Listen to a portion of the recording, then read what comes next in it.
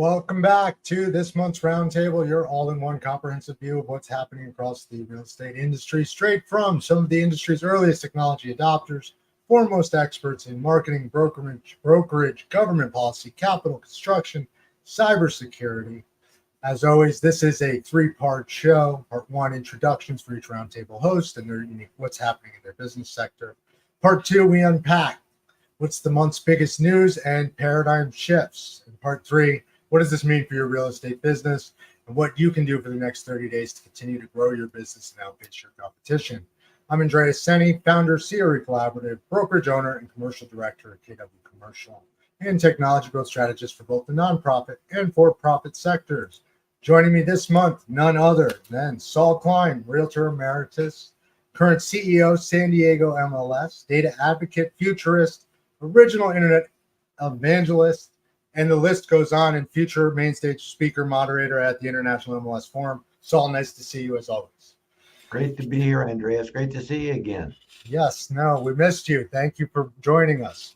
Also joining this month, Dan Wagner, Senior VP, Government Relations at Inland Real Estate Group of Companies. Also the recipient of the Humanitarian of the Year Award for Dr. Martin King Jr. Breakfast nonprofit, which helps underserved communities, which I want to hear more about. And before we go any further, we've already awarded you this year's best holiday decorations nationwide second year running. Dan Wagner, nice to see you. Welcome back with us. Also joining us this month, Chris Abel, Membership Director, Associated Builders and Contractors Association. As Chris, I see you there. Nice to see you. Also, as I recall, you're now part of the National Membership Director team.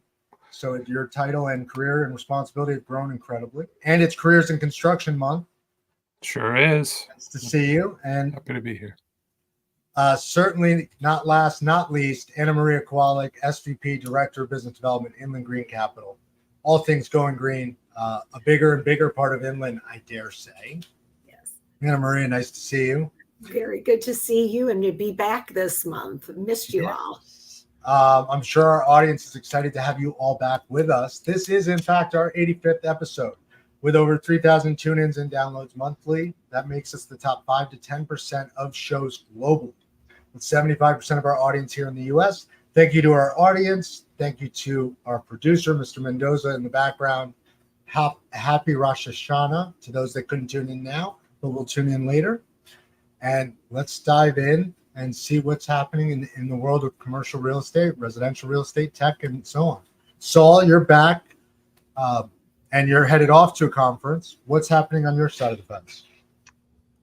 Well, yeah, I'm headed to Milan on Saturday to participate in the second annual International MLS Forum. Kind of interesting. You know, we've got MLS in the United States. It's the envy of the world. We're going through some period of hardship right now with MLS in this country, but the rest of the world is still very interested in all of the great things that MLS, that's multiple listing services, can provide, you know, from the data platform to the broker cooperative to the data and all the information that makes it easier, much easier to buy and sell real estate. So things are great. Can't complain. It's great to be back, Andreas. Yeah, so the International MLS has doubled in size, I imagine, for this next conference. Milan, you guys pick exotic, wonderful places. Certainly, certainly not as interesting as next year. It's going to be in Toronto next year. Oh, Toronto's beautiful. Yeah, so we get North America next year. Yes. And Dan, you're just fresh back from C5, CCIM's big summit, NAR, as I recall. Yeah. What's happening in your world? Well, it's been a lot of travel in Florida, going to C5, which of course NAR does a great job running the show at C5 with CCIM. Great combo there.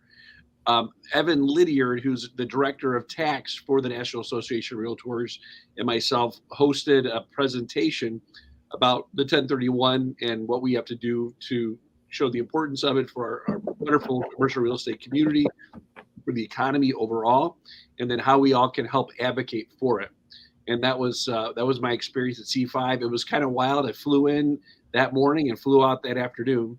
And then last week I was in Florida from down down in Miami to Boca Raton, Palm Beach, Fort Lauderdale, Tampa. I think I was the last flight out of Tampa to get back to Chicago before the hurricane hit. And God bless all those poor people who lost their lives and destruction. And I mean, it's just, I mean, I'm sure all of us, our heart goes out to so many people. It just blows your mind of all the tragedy that happened with that. Yeah, the devastation that has occurred. Well, the devastation that occurs globally is not something to be missed at any given time. KW Cares is very big on that. There are different voices to give. There will be links in the show notes to help out families and those in distress in those areas. But at least it finally got Inland to come up and buy something in the Northeast. I did. Inland is always buying, but it was nice to see you do a public storage deal in my neck of the woods. We're always buying and always active. Yes, self-storage is definitely in our wheelhouse. It's a good thing. Yeah, and Chris Abel, speaking of interruptions, supply chains, and building, how are things on your side of the fence? Did we lose Chris? Not a ton this second to really report. Everything's kind of moving along, but it's on the horizon, I'm sure, between that and the strikes, the port strikes and stuff like that.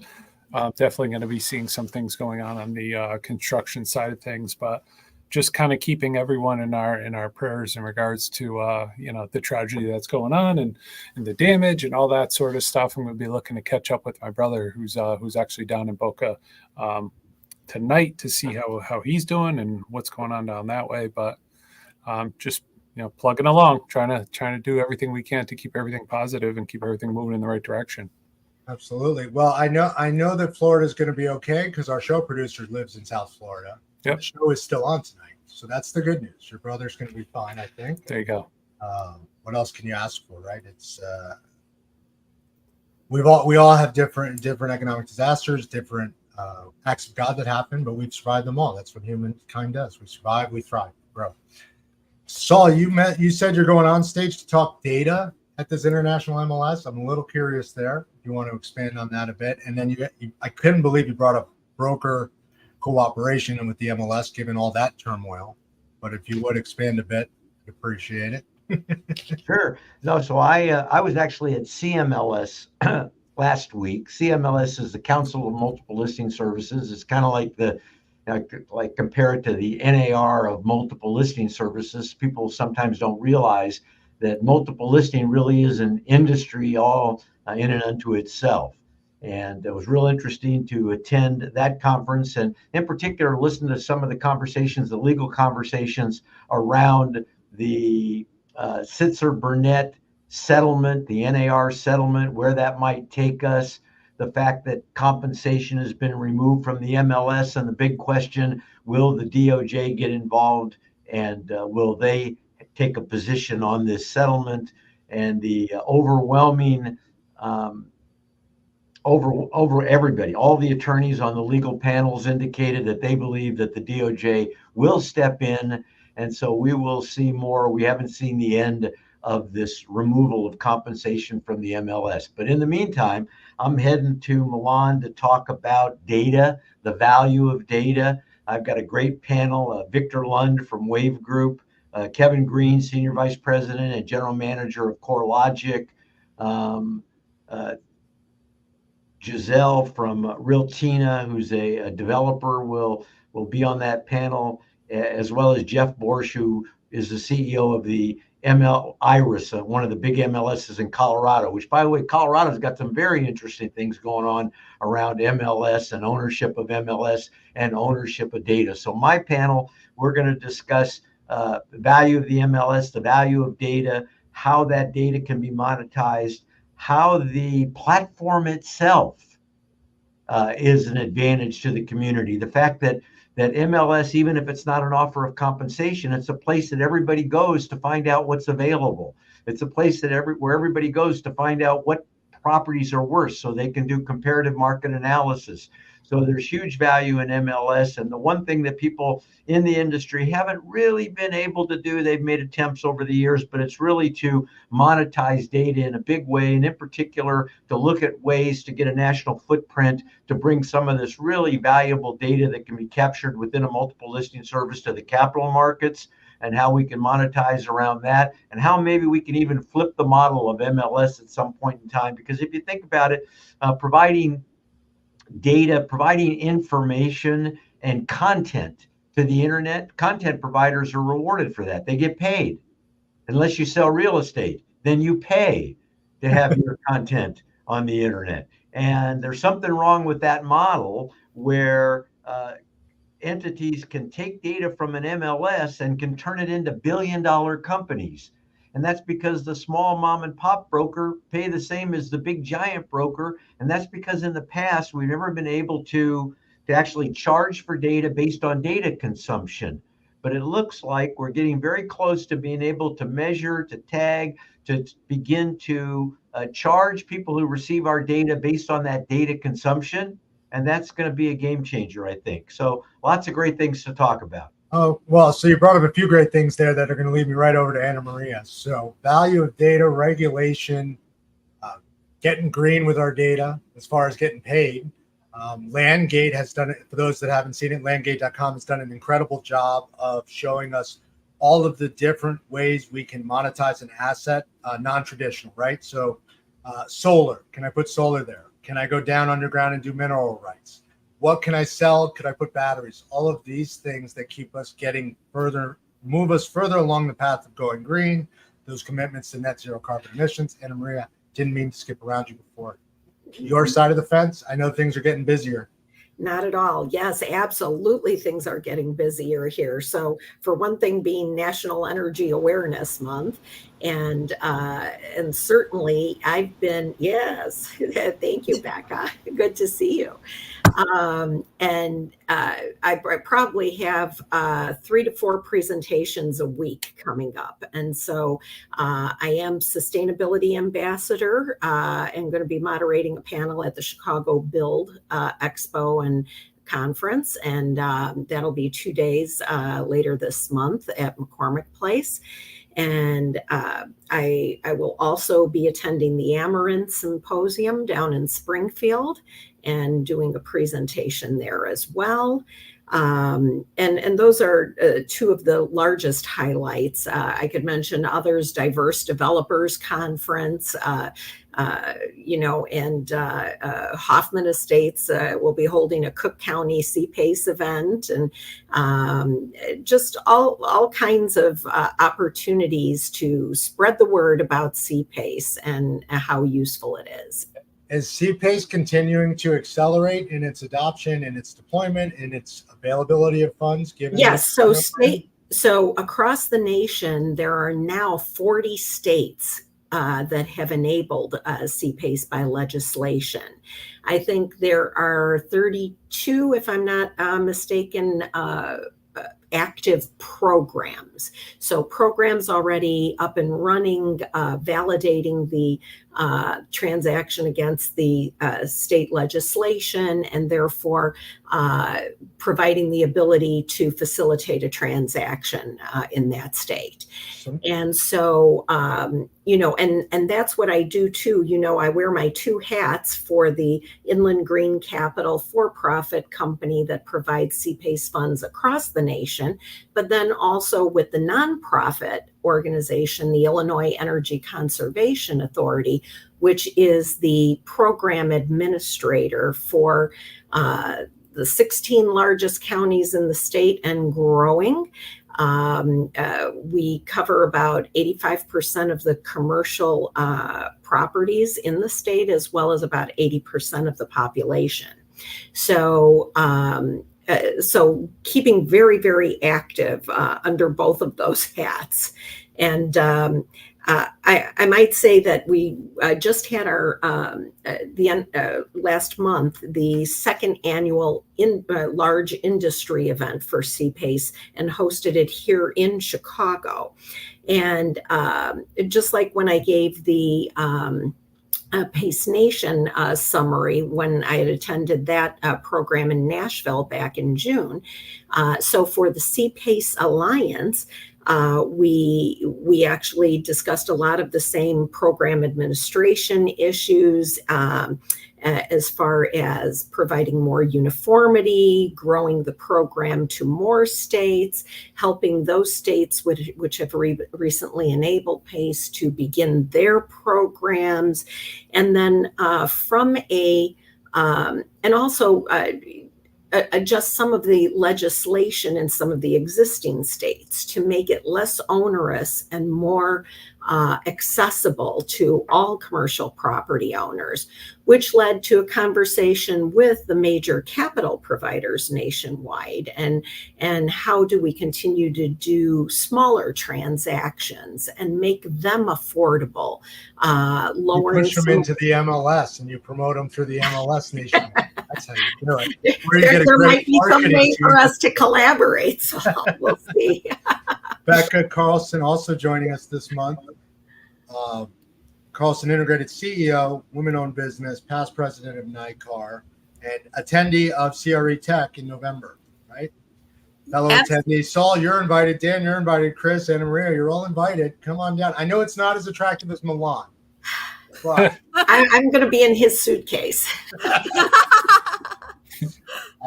Becca and then Anna Maria, we're going to circle back on what you had just said in a minute. What's going on in the marketing world? How are things on your end? I saw in your email you were busy on some very busy client task because I got an auto response. So it must be big things.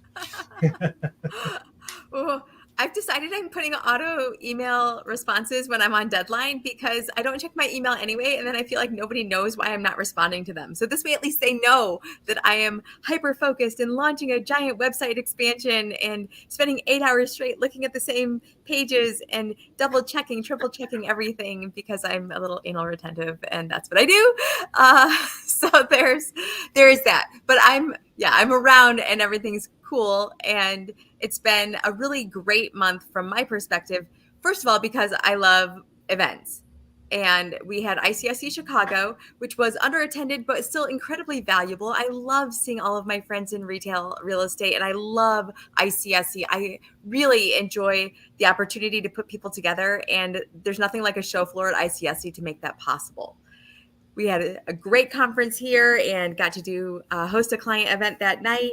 Retail is thriving. Hold on. ICSC, Chicago, everybody is optimistic, not optimistic. Are they worried about all the things? It's so nice to be in retail right now. And I have not said that, for a decade or longer. I mean, brick and mortar is not disappearing, which is a good. Brick and mortar is not disappearing. And we have some unique reasons for that here in Chicago because we are conservative as far as it goes to like building spec buildings. It just doesn't really happen here in Chicago, certainly not in retail, and hasn't happened since the very early part of my career. So maybe, 18 years ago it happened. It really hasn't happened since. So you have a supply and demand issue. There's been no new supply, like literally none. And things have been repurposed over the past 20 years. It's a great time to be a retail owner. And I know it's not identical to that in every market, but that is the fundamental piece that we're seeing. And had a really great conversation with a developer client yesterday about how his phone is ringing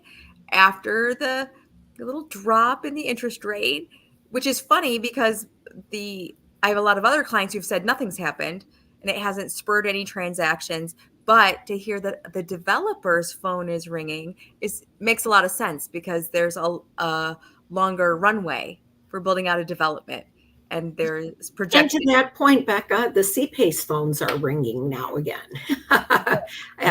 A little bit more frequently and with opportunities on new developments particularly. So it sounds like you're both speeding up, not slowing down. Chris, while you said that things are a little slow now, it's not that that's because you've already got 98% of your members subscribed again like you do every year. That's what he's awarded for. I'm assuming. Working on it. But how is career development? And same to you, Dan and Saul. Are things just in general positive outlook? Not positive outlook. There's a lot going on in the world, but it seems like, my phone doesn't stop ringing at this point. I'm just here broke, right? Well, Andreas, for my world, the government relations world, The big deal is for everyone to remember to vote, to make sure you're registered to vote and to vote, no matter what party you're in. It's our American way. You need to vote, you go vote. And so that's a lot of stuff is going a million miles an hour in that area. The 1031 like-kind exchange and all the different tax legislation comes up and falls off the cliff January 1st of 2026. We're going to have a new piece of our real estate and our tax laws have to be redone by then. And one of the things that is always up there now, the Democrat National Platform says that they want to eliminate the 1031. And then we also worry that some populist Republicans wanted to use the 1031 as a pay for to increase the SALT deduction. So to go from $10,000 of mortgage interest deduction to 20. So those two things we're educating members of Congress about. I am going to Washington, D.C. on Monday with NAREIT, the National, the Real Estate Investment Trust Organization, and Inland is a part of many organizations. But I do want to let you know, the National Association of Realtors obviously has been going through some interesting times. But as Mark Twain said, the reports of my death are greatly exaggerated. I was going to go with Saul's quote about what has NAR done for us? Well, they gave us the roads. And they give us, let's go back to that skit. But right. They're out there fighting. But why is it important that you are also fighting and that our audience, those real estate professionals, be out there locally fighting for this? Well, when at C5, a great example of 1031 is that basically the folks that are involved with real estate commercial transactions, the grease that got them going was being able to have the 1031. And that's always been a big part, even though there has been a downturn on some deals. If they include the 1031, those are all up.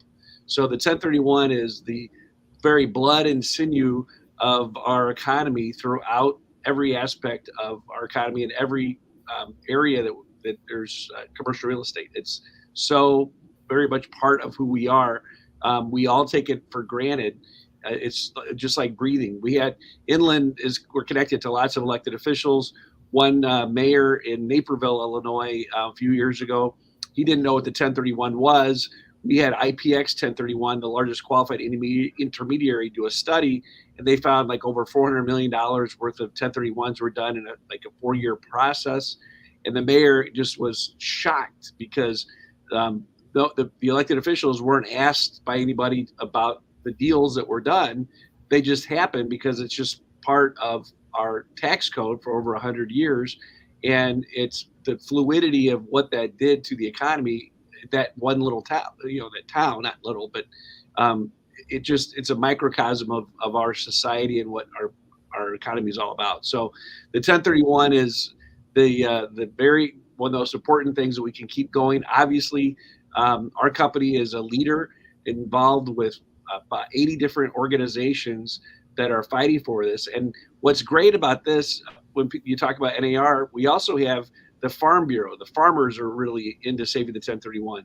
We also have the conservation groups are into saving the 1031. So there's lots of different groups that come together under this auspices to work together. And we're always meeting and talking to members of Congress. I will tell you, the Federation of Exchange Accommodators actually today just did an alert to people to let send a letter to your congressman or woman, and you just type in your address and it comes out. So if anybody wants to go to the 1031.org, just go to that website and then you can plug in your address and click send, and it'll send a letter to your congressman or woman, letting them know how important the 1031 is. So it's a really big deal.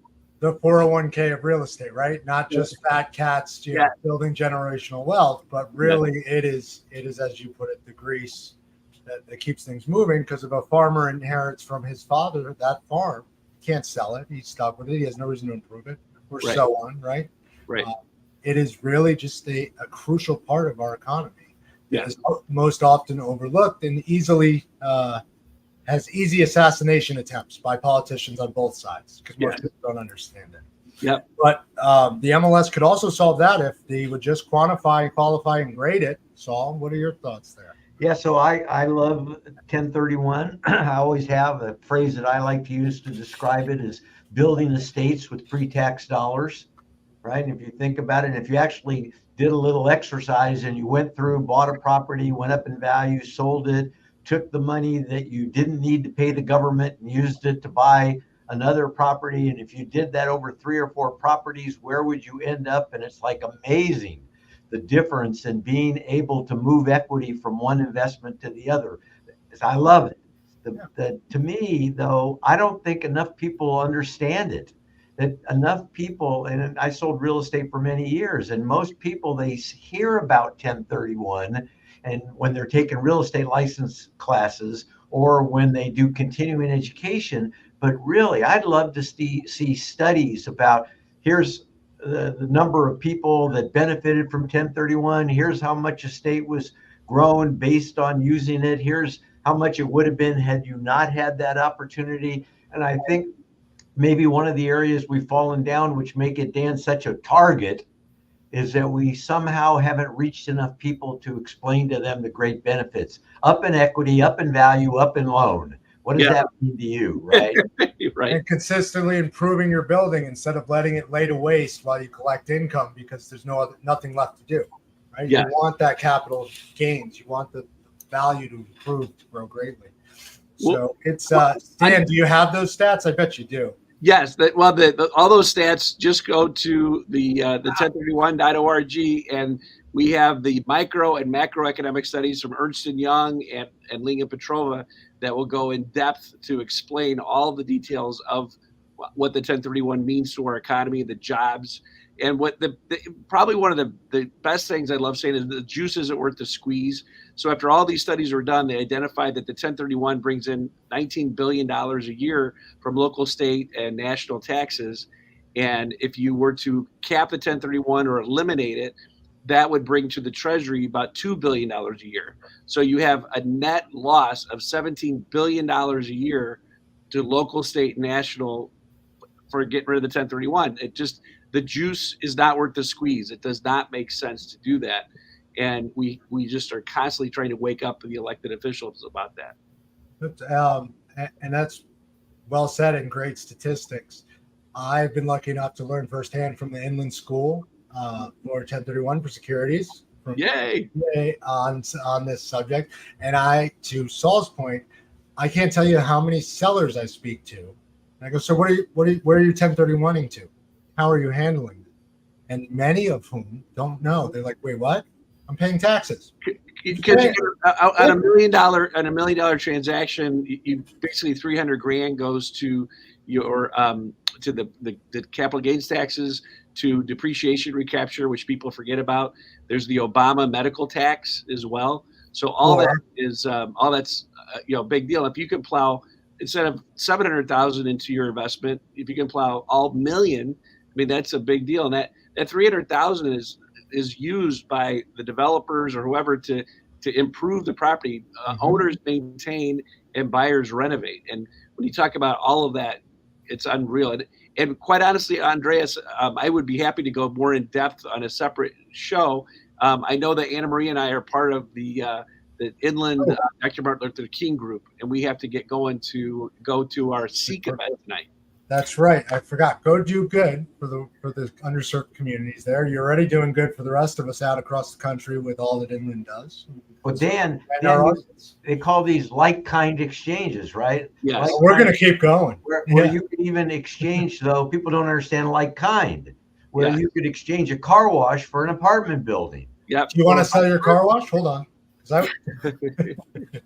No, but your car wash for a farm field. I mean, it's anything that's revenue producing property. Yes, you're right. Investments, they can't be primary residence, right? Correct. So that's the key. Correct. And it's, many people just don't know. It's astounding how many people don't know. And those that do may know about fee simple. They certainly don't know enough about DSTs. Correct. And we will go more in depth. I love you guys. I'm one of the leaders of this thing, so I got to get going. So Anna Marie. Go. Anna Maria, Dan, thank you for tuning in for the short period. Thank you all. And as usual, I'll just leave with a positive note. I had recently attended, and I thought this was very interesting, a new facility near downtown Chicago that is an incubator as well as an accelerator. And I have to tell you how impressed I was seeing the work being done on lithium batteries and storage and moving away from lithium into sodium ion and thermal batteries for heating and cooling. This sounds like also an entire sector. Exactly. Ways we could talk green. Yeah. Exactly. And so, just so many wonderful things happening, and all that could be eventually financed, a carbon capture on individual commercial property levels, so that these are all things that CPACE could help finance. And so, as I always leave you with, I will again today, the future is green. And so hopefully things will get better despite Middle East unrest, hurricanes, and other weather events, and interest rates that are so dependent upon all of these other things, and the elections, et cetera, et cetera. Regardless, we still find something to hold on to and to move forward with. Absolutely right. Have a great month, everybody. Inevitable. How you feel about it? Misery, optional. There you go. Next month, Anna Maria. Take care now, all. Bye-bye. So, rating it, carbon footprints, 1031 exchanges. If only that big, wide MLS system would just push me forward to all those other owners. So, I'm coming back to you because we're about to go international. I want to get in the door now. Send us the data. And construction included, not to mention the marketing side. So, 1031 exchanges, like kind, we're going to have to expand on it a bit. We will have a sector interview with Dan on this further, but any investment property, anywhere, and you don't need to invest all of your funds, right? So you can keep a portion of that, invest it elsewhere, diversify. What I love about elections simply is if the incumbent stays, great, people invest in real estate. If a new president's elected, people invest in real estate because the stock market usually tumbles. Either way, people are investing in real estate. And as Becca pointed out, developers are up in a buzz. We're all out there doing things. Phones are ringing. And while East Coast labor union strikes, Port of Baltimore disaster, the election, all the things Anna Maria mentioned or didn't, there's good news around this table and around many tables. I hear good news everywhere I look. So, that being said, Chris, career path. Are you up in attendance? Are we going to have more laborers, more GCs? Because I'll tell you what, the costs are outrageous. We need more. So cost needs to go down. More people out there in the field. Yeah, so the Construction Education Center, which is the training arm for associate builders and contractors in Connecticut, they run on a regular school year, and so they just got cracking about 2 weeks ago. They start their new apprenticeship classes. Good numbers. They just keep going up. Record numbers for the school. So people are coming out, and the biggest thing that I'm seeing, a couple events I went to recently, is just more and more kind of waking up from the communities and the school systems that generally would look down upon, the trades and kind of push towards college, and trying to give these younger students some exposure to what's actually out there and what can actually go along with it. So seeing a lot of Careers in Construction Month posts from places, just in general more, but from places that I've never really seen them before. So some of these high schools in some of these different areas putting up some stuff saying, hey, we're celebrating Careers in Construction Month, and, we got this person coming in to talk about welding to, this group. And I've been seeing some really good stuff on social media. So I'm excited about it. There's nothing you could do overnight. So you just got to keep kind of grinding along and training people and having people be safe and taking care of their financial stability and their mental stability and everything that kind of goes along with it, so it can be an actual career and not a job, you know. Right, because the key word there was actual career. It takes time, and you've got to keep on keeping through it. And that seems to be the struggle the next generation or the those new to the workforce have. But speaking of workforce, Becca, women in business, how is Cross and Integrated handling the new workload growth? All these developers calling. What are they looking for? Easy plug for you. Well, we're building out consistent messaging, because with more development projects in the pipeline and some new service lines opening, we want to make sure that colleagues and friends know that there's a new additional service in the business that one of our developer clients is doing. They're doing owner's rep as well as construction and development, and they're not known historically as an owner's rep firm. So it's really exciting to be able to help them position that while also talking about all of the projects that they're working on in multifamily and retail. So kind of a nice blend for that particular client. Our clients that are owners are really focusing on leasing their portfolios, and I'm seeing a little bit of an end of the year PR push, which is really fun to see clients in the news. Yeah. Really fun to be placing a little bit of public relations work with some great media. We don't talk about this much, but as a country, we have phenomenal real estate media publications. We have really good media publications. Like the show. And Realty Times, Saul's publication, and many others, New England Real Estate Journal. But go on. But so I think sometimes we don't talk about how great it is that we have the ability to get news from one coast to the other, and that we have, just a really great infrastructure as an industry. And so we're working with Connect Media on a thing right now. We're in conversations with, and I am a PR guy. So this is not me being in conversations, because I don't know how to wine and dine publishers and editors. I don't know how to get them to answer my phone calls, because I'm not that important. but for people who are in that world that can help put things together, we're really excited about some of the news that's coming out. And I think that only happens when you've got an industry that's looking forward and not just looking behind.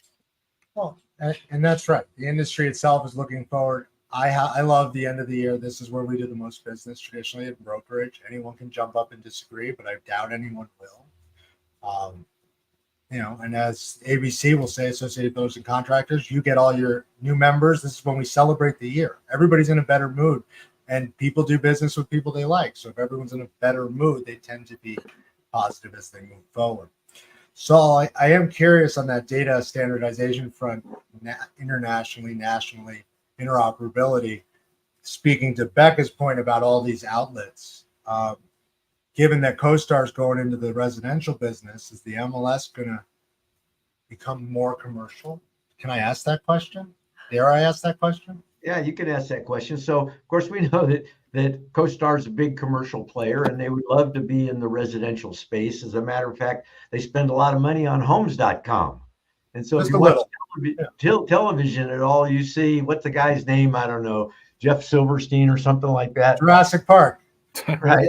Yeah.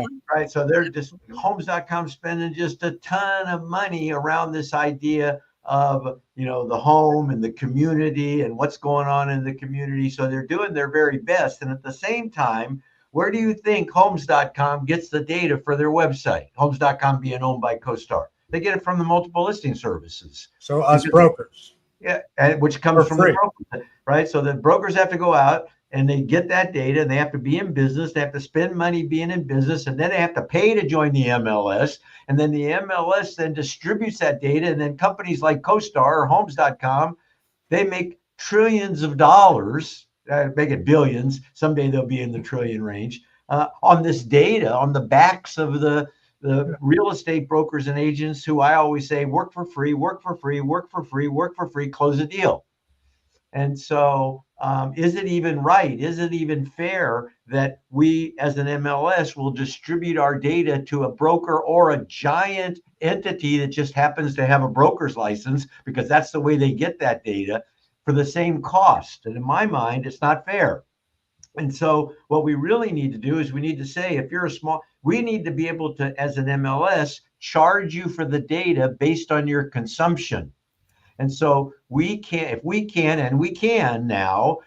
can actually meter the amount of use, we should then charge for the amount of use. And if you're mom and pop brokerage firm and you're only attracting a few eyeballs, but if you're a giant brokerage firm and you're attracting 50 million eyeballs a month, then you ought to pay for that.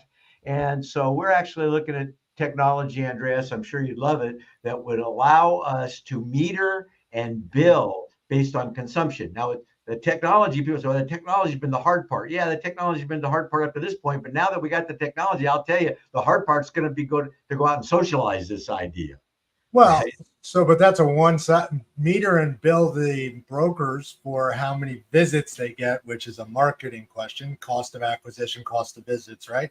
I want to flip that over. What about metering and paying the brokers for the amount of data they input in real time? Because real-time data in real estate's 30 days, except for that's a great thought. No, that's a great thought. But first, you have to generate revenue from that content so you can turn around and pay brokers. And so part of this has to be, where'd you go, Andreas?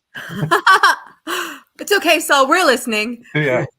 So part of this then is we have to be able to create the model, and we created the technology to do it, then to be able to say to people, like 90% of the brokers don't consume a whole lot of the data. So the charge to them would not increase at all or very much. It's to the big entities that utilize that data.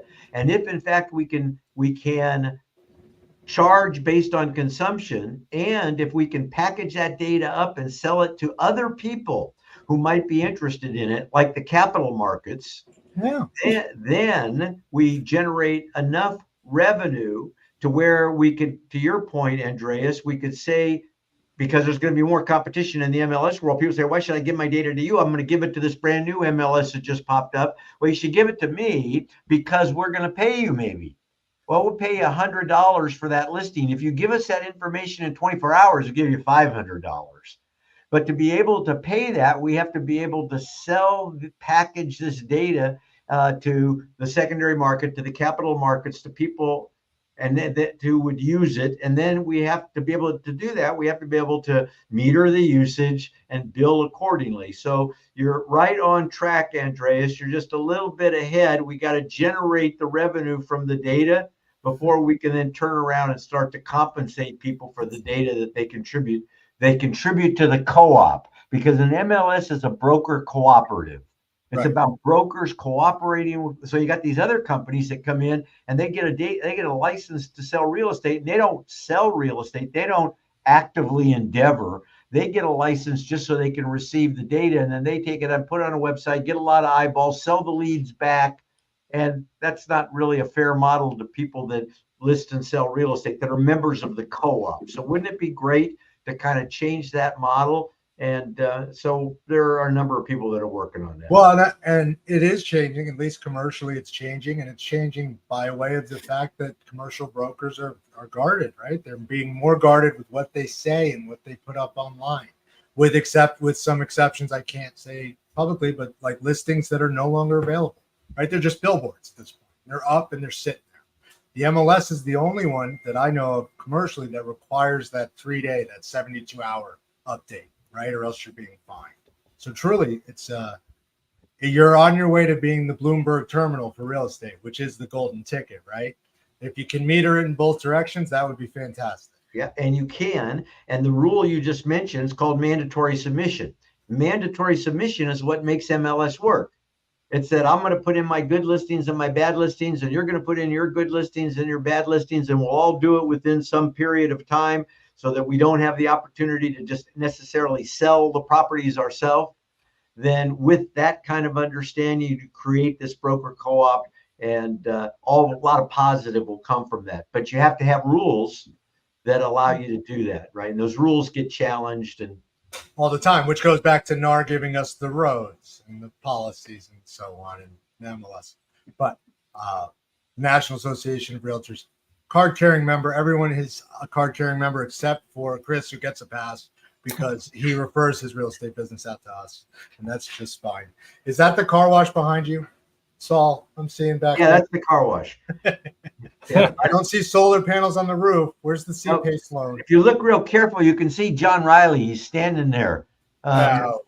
Right. Yeah, that's John Riley. I took that picture, and that's John Riley. Hey, but while we're talking about value and property and commercial property, I think you might have seen the link that I sent you that from placesplatform.net, where they did an amazing study with Cushman Wakefield. And they did 15 cities. They're going to expand that to 35 cities. And it's all about the future of cities.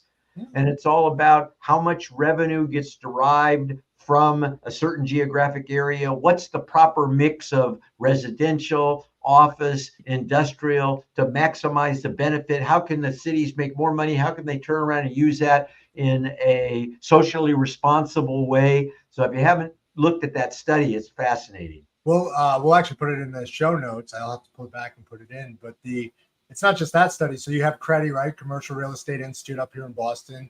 And they've got similar to Places. Places is incredible. For those who haven't seen it, take a look. But I'll never forget walking into a conference and seeing them literally Lego model out the city and change the building types by the Legos. And then it translated into the walking scores, which translated into the cash. The data is there. The real-time data exists. It's just a question of monetizing it, to Saul's point, and building out the infrastructure to support it. Over there to you, Chris. It is. We're getting close to the top of the hour here at 6:47. As time flies by, I missed everyone last month. Although we did incredible without you. It's one of the highest watched shows so far. The biggest tip for the industry that you can give for the next 30 days, it's October 3rd. Besides get out and vote, what should every individual practitioner be doing, whether they're a GC, whether they're a broker, whether they're an investor, or an MLS exec? And Chris, you're to my right. You're on the bunch window this time. Yeah, I'm gonna go with something that I've been chatting a lot with our members recently, and this is more the subcontractors, specialty contractors. We're coming around a time where the weather's starting to change, obviously here, especially in the Northeast, and they're all looking to keep their people busy and trying to get creative in ways of keeping their people busy so they don't have to lay anyone off and keep everyone moving. And I'm just going to encourage the contractors, whether it's the GCs or the specialty contractors, to come up with those projects, come up with those ways of keeping people not only working, but also doing stuff that is actually meaningful and working towards some sort of goal and some sort of project to kind of get through some of these months that tend to be a little bit slower. So people aren't straying, people aren't going to look and see what the next move is or wondering what's going on with the business.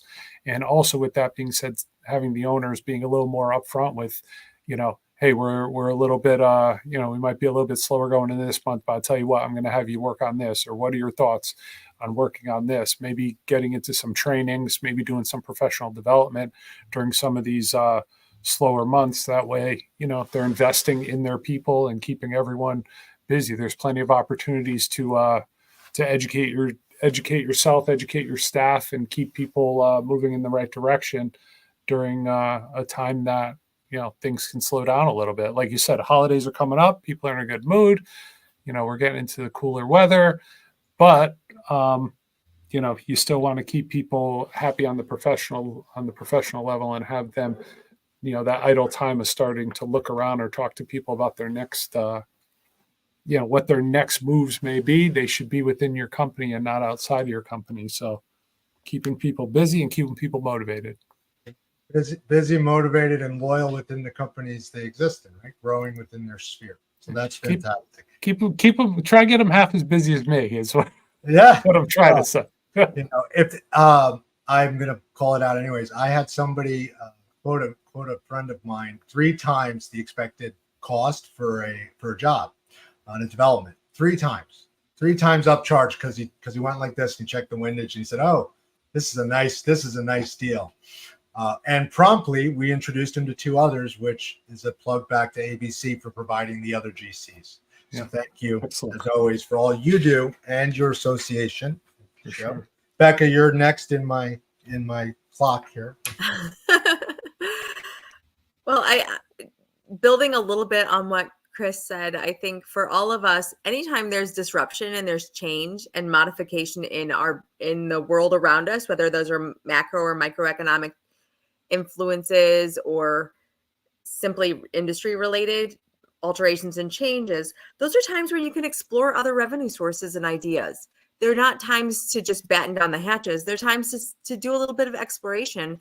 Every business needs multiple revenue sources. No business can survive or should survive on one single client, one single niche. We all do a lot of great things. So Andreas does real estate brokerage, but he's working with different kinds of clients. He's working with buyers and sellers. He's working with commercial and almost cycle. Tenants introduce us to landlords. Landlords introduce us to investors. All the while building on tech and growing our network. Hat tip to Jonathan Stein. Network is your net worth. To your point. But yeah, go on. Sorry, couldn't. No, you're good. Yeah, no, diversify your revenue streams and pay attention because things are changing, and there are every market, every industry, every product type has its own cycle. So pay attention to where you're at in your cycle. I think it's easy to put your head down and just do your work, but.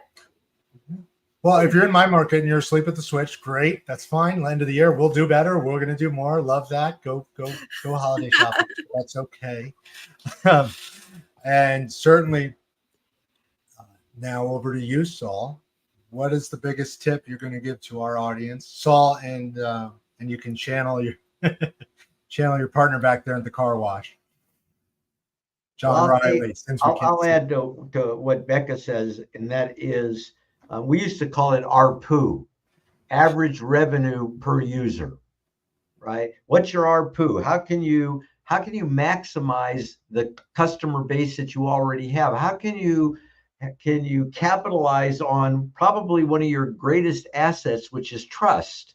And that comes, Becky, you talk about being able to offer more products, offer more services. The world is changing. And I'll probably say this again next month, that it is getting towards the end of the year. This is the time to begin to think about 2025. This is the time to start visioning. You ought to do a personal SWOT analysis: strengths, weaknesses, opportunities, and threats. Do your own personal SWOT analysis. Where do you want to be at the end of 2025? You don't need to wait till December to start to think about that. Start to think about it now. Step out into the future, look back to the present, and figure out the things that you've got to do to get to where you want to be. So really important to have a vision of where you want to be at the end of 2025. Where do you want to be at the end of 2027? Where are the end, right? So think about this, looking out, vision. That won't come all at once. Maximize your strengths, minimize your weaknesses, maximize the opportunities, minimize the threats, and you'll have a great 2025. Right. Well, and so building on all three, right? Envisioning your career, planning not just for the short-term dollars, but the mid and long-term strategy. What are the obstacles? Will you inevitably obsolete yourself, or are you growing in your value? Is your value chain growing to your consumers? The thing I like to teach and train to my division, my team is simple. You're not here to hit singles with a customer. You're here to grow a relationship with a customer that starts with maybe a lease transaction, turns into an investment. Then that investment turns into multiple investments. We are lucky enough to be in an industry, all of us, where every relationship is on repeat. Even residential, people buy homes every 7 years, right? It's on repeat if you're in front of them. And that goes to, in short, the law of proximity. It's a contact sport. If you're not in front of them, either in social, all channels included, whatever the new one you said was, Threads, Becca. If you're not at the conferences, if you're not actually out in front of them on Google and LinkedIn and social media and on shows like this, I can't tell you how often this show comes up or other things come up like Google My Business. But at the end of the day, that law of proximity, it's who I know and who know me well that take my call. So that's my advice. Get back on your phones. If you guys have forgotten how to talk and all you want to do is text. For the love of God, get back on your phones. I just see more and more of it. It drives me absolutely insane. I even got a special headset to make sure people can hear me better, right? Talk on your phones. Or don't, and I'll just keep taking market share, as will other competitors, of course. But to everyone's point, the market is evolving. AI won't replace any of us, but people using AI will, and people with better tools get paid more money. People that specialize in certain areas can charge more, clearly, right? So with that, don't forget to tune in and don't forget to show up first and foremost at CRETech November with us, CRECollaborative. Use our special code for a discount. Register to attend by following link and use the codes missing. CRE20, CRECollab 20, I believe is the discount code. There it is. CRECo20 NYC for 20% off. Meet with Becca, meet with myself, meet with VCs. This is the largest industry event where green tech, prop tech, and commercial real estate technology collide with venture capital, right? Look forward to seeing those there. That's November 13th to 14th. Also, tune in again with us next week for our sector expert interview. We are now hosting a sector expert interview every second week on Thursdays. Next week is Andrew Borofsky, co-founder, CEO of RentApp, and former tech team leader, tech team guru at Cadre, one of the only successful capital raising platforms in the CRETech space. Super excited. Tune in next week for that and every second Thursday moving forward. Saul's dropped a link in here. Hold on. International MLS. This is for the show notes. Don't forget to see Saul on stage. If you can get to Milan. Do we have a discount code? Can we get a no? No, I don't have a discount code. That's okay. You hear that? It's see what happens. Like I said, it's more specialization, more knowledge, more expensive. You get there, I'll get you in. Fair enough. I appreciate that. Tune in once a month, every month, now twice a month, anywhere you get your audio, everywhere you get your video, or just ask your smart device to tune into the CRECo.ai Roundtable. Please do share, rate, and review us. It really does help. And don't forget to subscribe to our YouTube channel where there's a host of great content, including past interviews, prior shows, educational events, and more. I want to thank my co-hosts for being a part of this show, growing into 85 episodes together, 3,000 downloads. I want to thank our audience for tuning in and downloading and live streaming and commenting and all the other things that tech does now. And I want to thank our producer who's been kicking butt back there, making us all look good and never on screen. So that being said, 6:58, top of the hour. Thank you all. Tune in next month. We'll see you soon.